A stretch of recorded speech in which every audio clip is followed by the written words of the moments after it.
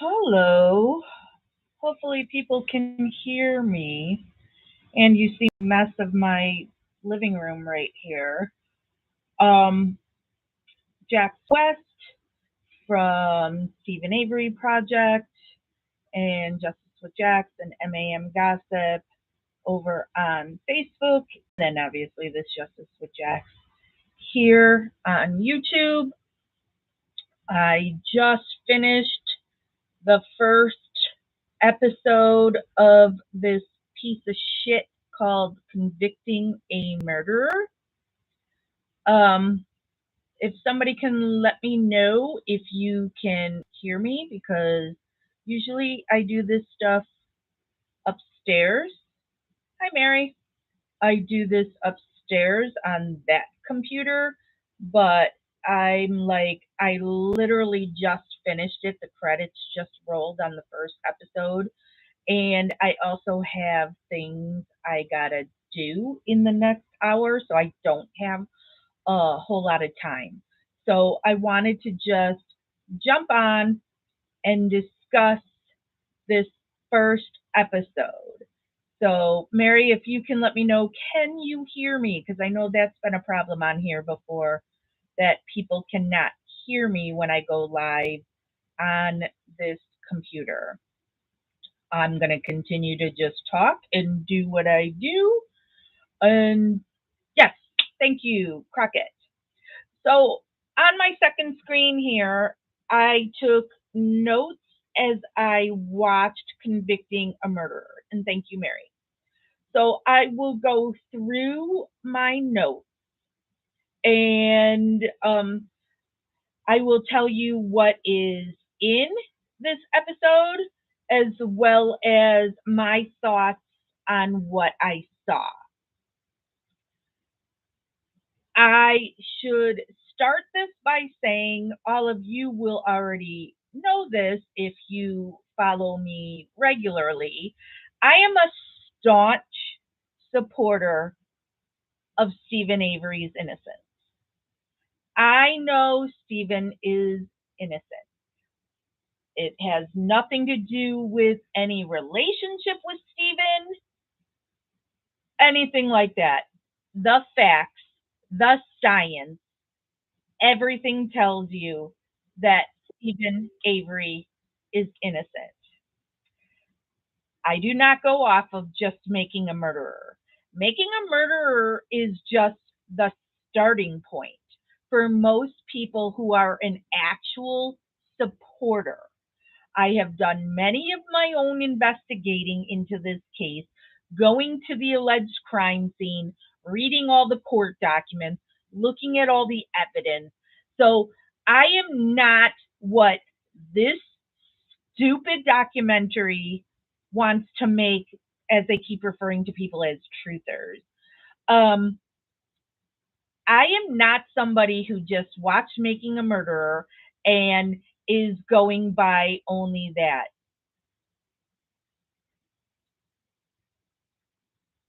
Sorry, Jeff, my husband.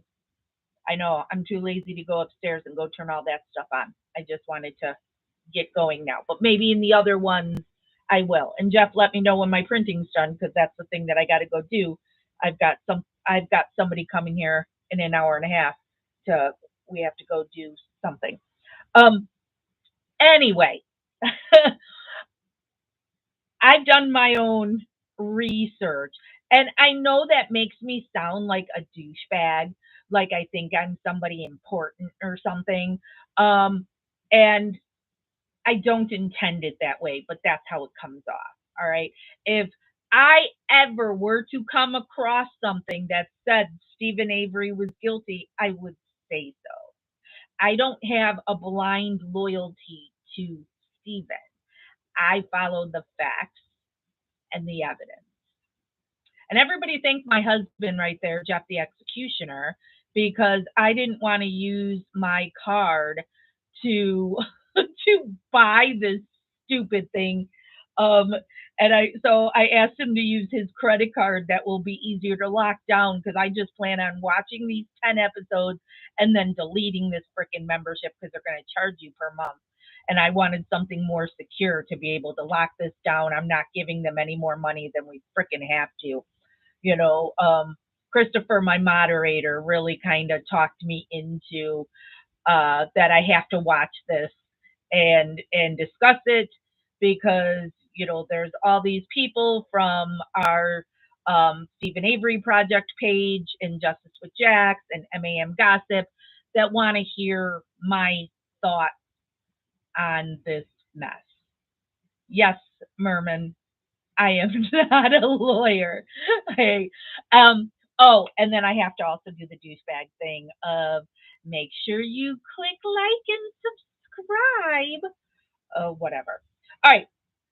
So my first note on when I started watching this episode 1, which they have titled an unraveling narrative, and this is something that I am going to get a lot of hatred towards me when I say this.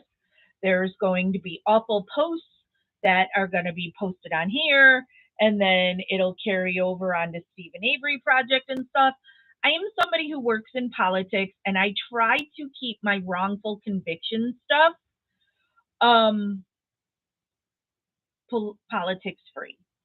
I know there's going to be a lot of people who are not on the same side of the aisle that I am. I am not going to get deep into politics here. I do not want to debate politics with you all. That's not what this is about. Mary's saying, what's it on? It's on some Daily Wire website that I had to pay for. Hey, Sonia. Um, so my very first note, which is people who are on the other side of the aisle from me are going to hate me for. But I know anything that has Candace Owens involved is going to be a lie. So from the get-go, when I knew that this thing that's been shopped around forever, that Sean, as Crockett calls him, Sean Reck, that Sean Reck has been shopping around for years when it landed with Candace Owens, to me, that's just further proof that this was going to be a hatchet job and not actually showing you the truth of the case. Candace Owens is a piece of shit.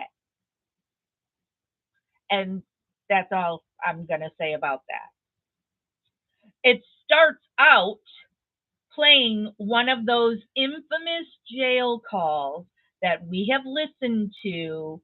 You can go into, I think I've got a whole, what do they call it here on YouTube? Is it a file or a folder or whatever? I don't know. Where we listened to all the Stephen jail calls. These were, he was not found guilty yet. This was that big chunk of time when he was in jail waiting to go to trial.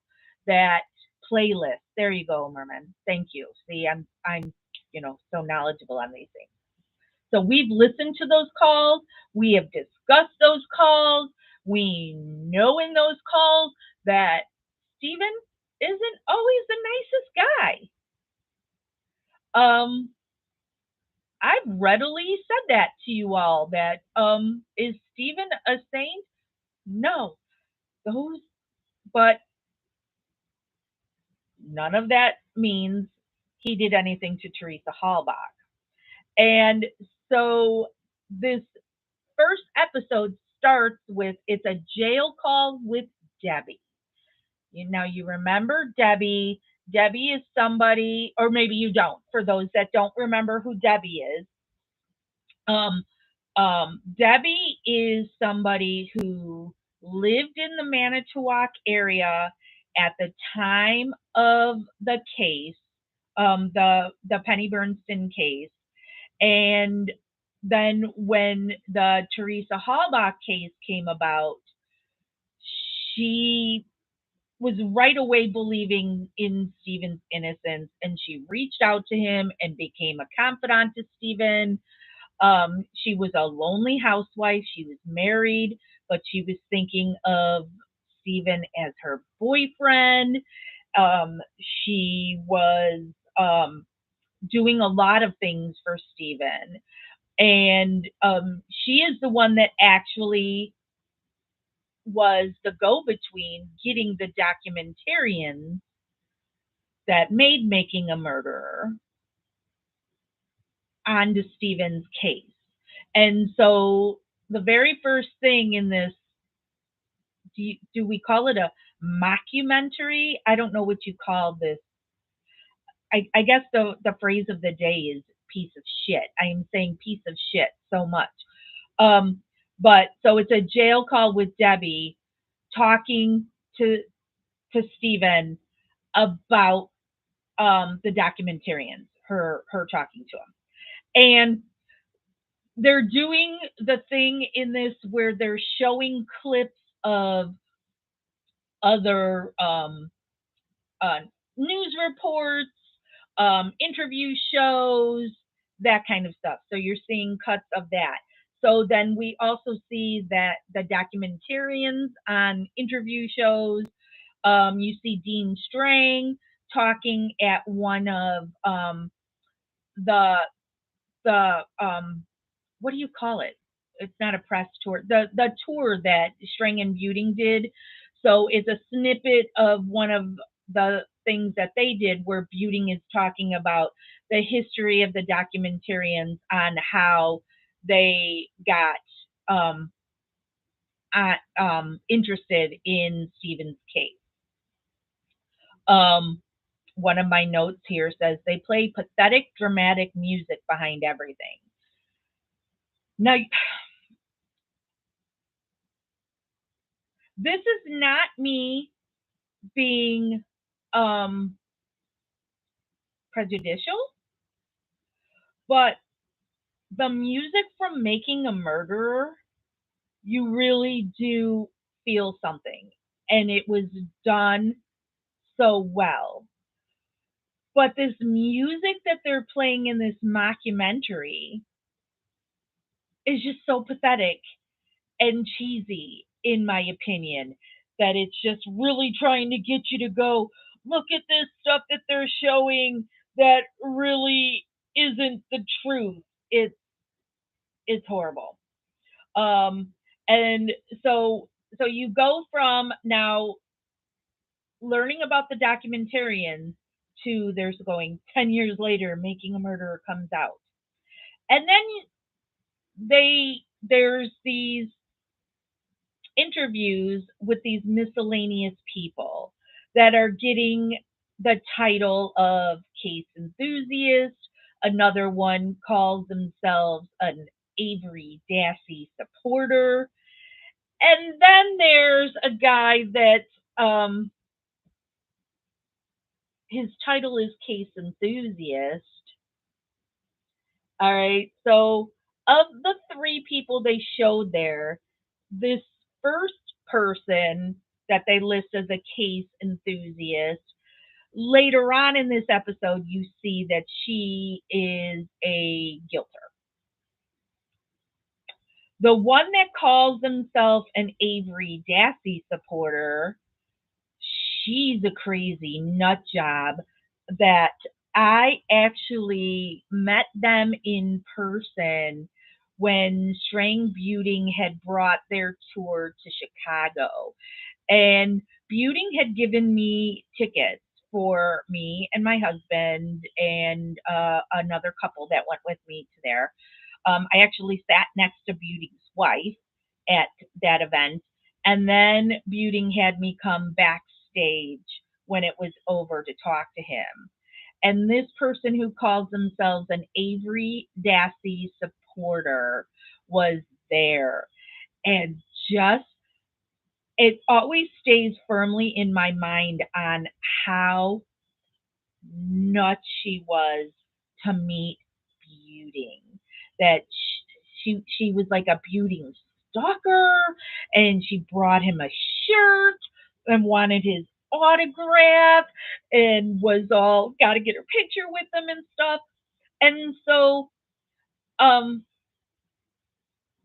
So she's just a fan of the case, not a supporter.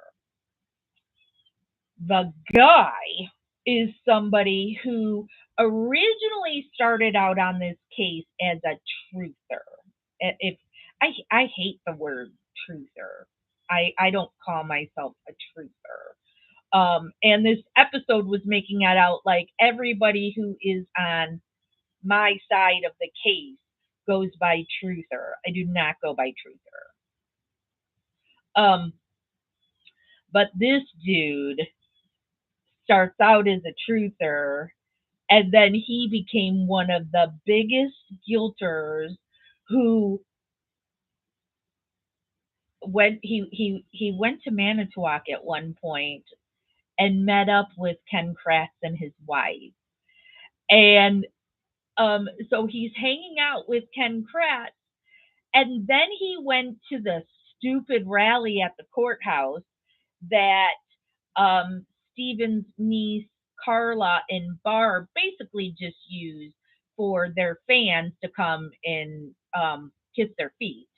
And that then Carla posted a picture of her with her arms around this douchebag and her head on his shoulder, which is something that just tells me you can't be somebody that believes in Stephen's innocence, especially a family member, and hang out with somebody who is one of the biggest guilters. And so, and this guy too, oh my God, he threatened me so many times and posted about me so much. This isn't the Boston dude, Sonia. I'm going to say his name once, or it, I don't remember where he's from. I'm only going to say his name once because he's gonna like this attention. But Sonia, you'll remember him. It's Richard Donovan, not Boston Brett. Boston Brett is the one that threatened me that there's a police report on. That's a whole nother guilter. Um, so yeah, so this guy stalked me a lot, posted about me all the time, tweeted about me all the time, which I don't even really do Twitter, and now I've officially left Twitter. Um, yeah. So these are the kinds of people they have that they're talking to. There's going to be more people there that they're talking to. It didn't happen right now in this episode. So when we get to that in my notes, I'll go on my rant about that. But so those were those idiots that they spotlighted. Then they showed some of the reporters that we see from Making a Murderer and how they kind of became infamous and got attention. So the chick with the glasses who gives that disgusted look, um, that we always remember from Making a Murderer. Yeah, Baxter, this mockumentary came out as of midnight today. Um, so they've got two of the reporters from that you see in Making a Murderer now are part of this mess. And then they showed news footage for when Stephen was released from the Penny Bernstein case. And then they go to news footage when an interview with Stephen when Teresa Halbach is first reported missing in November. And let me just add on to that, because two lines down is when we get to the Halbach family, when also they're trying to make it out like the Halbach family is so close and so loving. But Teresa literally lived next door to her parents and had a roommate, Scott Blodorn. The last time she's allegedly seen alive is October 31st, but she's not reported missing until November 4th. So this really tight, close family didn't even know she was missing. And they are not the ones who even noticed she was missing. It was Tom, November 3rd. Thank you, Crockett. Yeah, people correct me when I'm wrong, especially when it comes to numbers. Um, Tom, I'm blanking on his name right now, her boss at the photography studio. He is the one that Teresa didn't show up for work. I think she wasn't scheduled to work on the Monday. Tom Pierce. Thank you, Crockett. Crockett's going to be my fact checker. um, so Tom Pierce is the one that reached out to Teresa's mother because Teresa didn't show up to work. So her family right next door didn't notice she was missing. Her roommate, that she was also having sex with, did not notice she was missing. Now, something her family and her roommate with benefits commented on is there'd be times that Teresa would be gone for days because she would go to Green Bay. This is not me attacking Teresa Halbach, by the way. Teresa Halbach was a single young woman. Do you, boo? Have sex, have whatever relationships you want. I don't care. But Teresa had a very healthy sex life, and part of her photography business was taking boudoir photos. So, people who were questioned in her disappearance, there had been a married couple that she was hired to take boudoir photos of, and then Teresa indulged and had a threesome with this married couple that then turned into just Teresa and the man. And the man, Bradley Check, left his wife for Teresa. So, um, maybe it's not so surprising when Teresa Halbach is gone for a few days because who knows who she's going off with and doing what with. Again, I'm not attacking her. I am not saying she did anything wrong, but I also want to point out she wasn't just this sweet, innocent. Oh, she could be sweet, innocent, but she's just not what people have painted her out to be. And that I'm sure as this mockumentary continues, there will be more of it trying to make it out like she was a princess. And when there is really more people that should have been looked at, because if you're going to have sex with a married couple and the marriage breaks up from it, there could be other people that could want harm to come to you, including having sex with your roommate, Scott Blodorn, and then your ex boyfriend, Ryan Hilgast, who is friends with him, might have an issue that you're having sex. So, whatever. All right. So, my next note says one of the reporter dudes talks about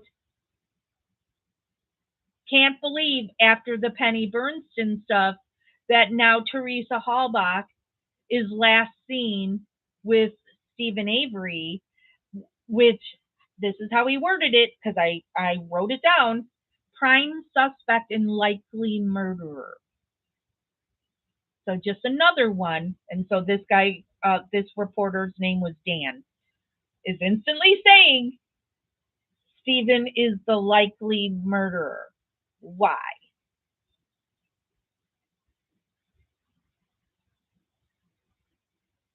No worries, Baxter. Um, so now we see the Halbach family search party. And the reporter, I'm blanking on her name right now, and I'm just trying not to use any of these people's names. Yep, Crockett. Crockett, you are so good. So I'm going to guess that you know way more about this case than I do. Are you a truther? Do you call yourself a truther? Um, so the reporter chick with the glasses, um, she had interviewed. So it was both Michael and Timothy Halbach, so Teresa's brothers, and she says she noticed right away that Michael Halbach referred to Teresa in the past tense when she was just missing. Cindy, this is a mockumentary called Convicting a Murderer that is only available for pay on this Daily Wire website that they charged me $15 or charged my husband $15. It's $15 a month for this website. So my husband paid it, so you don't have to. I'm telling you right now what happens in these episodes, so you don't have to go pay them and watch that crap. Um, so yeah, so they show this search party, and the Hallbach boys um, are immediately referring to Teresa in past tense, and then the next day, Pam Sturm of God finds the RAV4. The day after Glasses Chick interviewed them. Sorry, looking at my iPad now, and so are you since it's in the camera. Look at the mess on my table and stuff. Um, um, um, um. So the note I took down is because the one Gilter guy says Teresa's cousin finds the RAV in less than 30 minutes when there's over 4,000 cars there. So this is where you can also go to. I've done this video multiple times. My husband and I have gone to the salvage yard. We were the first person to do this. I don't. Somebody else copied us after we did it, and they actually at one point shared our video like it was their video because we've done it twice where my husband and I walked through the salvage yard, filmed it as we walked it, and we timed it. So we started at the office just like Teresa Halbach did. The first time I did this, hello Snooze. The first time we did this, this is when I was completely new to the case. You know, Making a Murderer had come out in December of 2015, and my first visit to the salvage yard was January or February of 2016. I can't remember for sure which month it was. And holy cow, that walk too, because it was so cold and so windy when we made that walk. But I was friends with the family at that time because I, like most people, when you have just watched Making a Murderer, you have empathy and sympathy for most of the family. And I had reached out to the family. I had formed friendships with the family. So my walk through the salvage yard was sanctioned by the family. And actually, Barb and Scott Taddock walked with us, and so did Carla and her husband Stacy. The first time I walked it, and my husband was filming it and timing it, and Chuck Avery was there that day as well. I don't think he walked with us; that he stayed in the office, and then later we talked with them all in the garage. So we knew which way Teresa Halbach had left the office and walked that same way, and it was timed. And so that video, you can find it in here on this YouTube page, channel, playlist, whatever. I don't know what you call this crap. And I state on that as well. We were walking faster than you assume somebody who is walking and searching through every car they see, because that's what Pam Sturm claimed, that she and her daughter were looking in the windows of these cars because they also thought they could possibly be looking for a body. And then she also had stated she was afraid, even though she had Earl's permission to be walking through there, she was afraid to be there. So, but she says that they were looking through the cars. So, there's over 4,000 cars there. As opposed to when we walked it, we went straight from the office to where the RAV4 was found. And I can't remember, because my brain doesn't retain numbers. I cannot remember how long it took. I want to say it was 12 minutes is what it took us. I don't know, Anjanette Levy. Yes, Baxter. I don't know if Jeff is still listening. And my friend is going to be here in 1 hour, and I still have to drive to my husband's print shop to go print stuff for what we're doing today. So I need to, oh my God, I'm just carrying on and on and on. But this stuff gets me so aggravated, and I have to explain things. So it took us 12 minutes to go straight there. There is no way in the 30 minutes or less, I want to say it was 20 something minutes, that it took Pam Sturm of God to find it. There's no way without knowing, because also where this RAV4 was, when you're leaving the office, okay, so I'm sitting here finger. All right, so say the office is right like this, and here's the parking lot. There is the road from the parking lot continues this way, that then you can then there's a road back this way on the other side of the office, that either you would go left to go out to the Route 147, or you turn right and it takes you down into what the Avery family called the pit, the salvage yard. Okay. So you get to that, you turn right, you walk down that way, you pass another trailer where at the time of the Teresa Halbach thing, Chuck Avery had lived at that trailer that you're passing on the right. And then I believe at the time I was there, Chuck's son was living there. But you walk straight down into the pit. On your right side now is where you would see all the cars.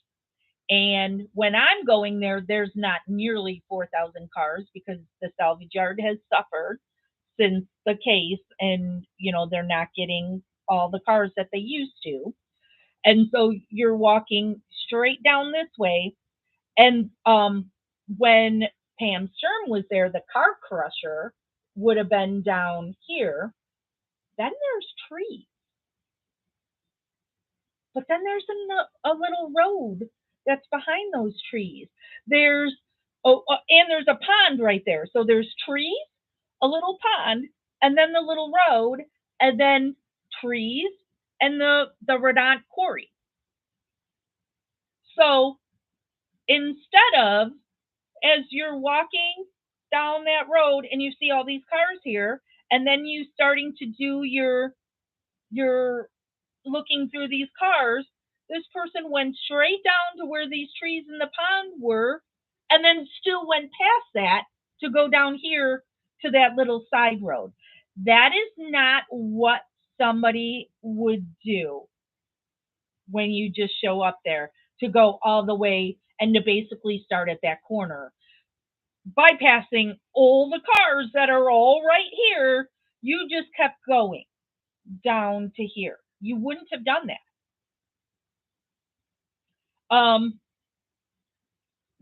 So then the next thing they commented on and they played a clip of is when Penny Bernstein, when Pam Sturm of God is calling in that she has found the rat.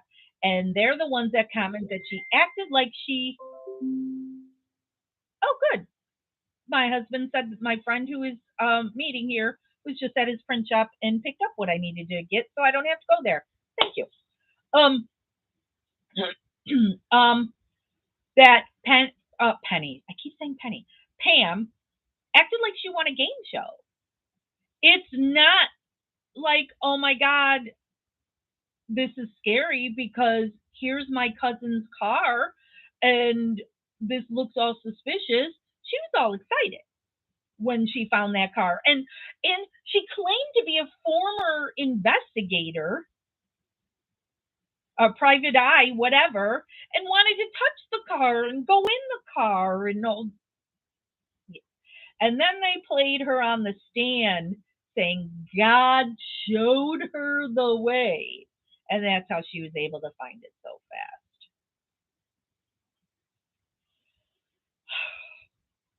Then they talk about the searches at Stephen's trailer, or should I say Raleigh Johnson's trailer.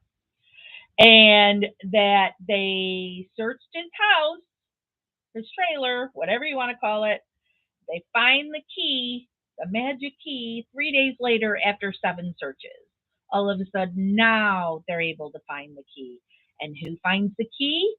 Lankin Colborn, who are being deposed currently for throwing Stephen in prison for 18 years for Penny Bernstein.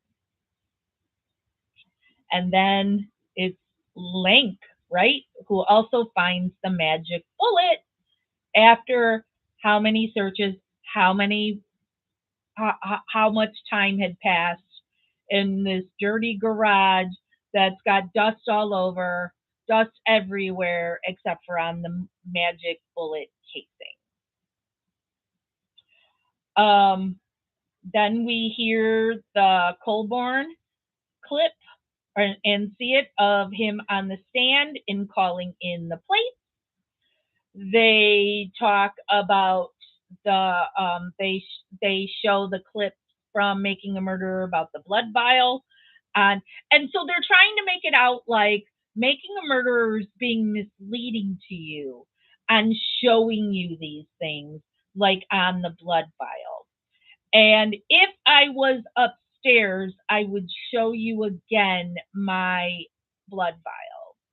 And so back in 2016, my husband, the prepper, has the same blood vial, that has that, whatever that is, that chemical that's in those and all of that. And so my husband, and we videoed it too, when he took his own blood with using that vial and the hole that you then see on top of that vial.